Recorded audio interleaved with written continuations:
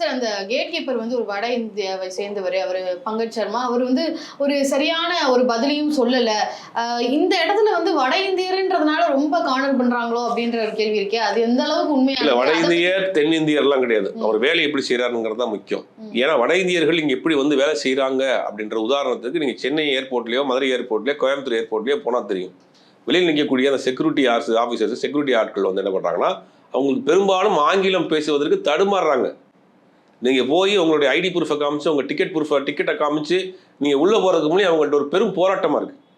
வட இந்தியாவிலும் வந்தாலும் கூட அவங்க ஆங்கிலம்ங்கிறது அங்கே கற்றுக்கவே மாட்டோங்கிற மனநிலையில் இருக்கிறாங்க, அரசாங்க வேலையில் இருக்கிறாங்க. அப்போ வந்து வட இந்தியர் தென்னிந்தியர்லாம் கிடையாது, வேலை சரியாக செய்கிறீங்கிறதான் தான் முக்கியம். இப்போ இவரை பொறுத்த வரைக்கும் என்ன கம்ப்ளைண்ட்னா, இவர் மது போதையில் இருந்தார், தூங்கிக்கிட்டு இருந்தாருன்னா ஊர் மக்கள் சொல்கிறாங்க. சம்பவம் நடந்தது, ஓடி போய் ஒளிஞ்சிட்டு அந்த ஊர் மக்கள்லாம் பிடிச்சிட்டு வந்து அடிச்சிருக்கிறாங்க. அதுக்கு பிறகு போலீஸில் ஹேண்ட் ஓவர் பண்ணியிருக்காங்க.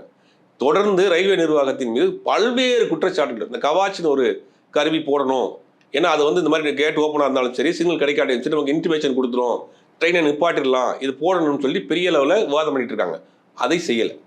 ரெண்டாவது, ரொம்ப நாளாகவே வந்து ரெக்யூர்மெண்ட் எடுக்கவே இல்லை. வேலைக்கு ரயில்வே நிர்வாகத்தில் ஆட்கள் எடுக்கல.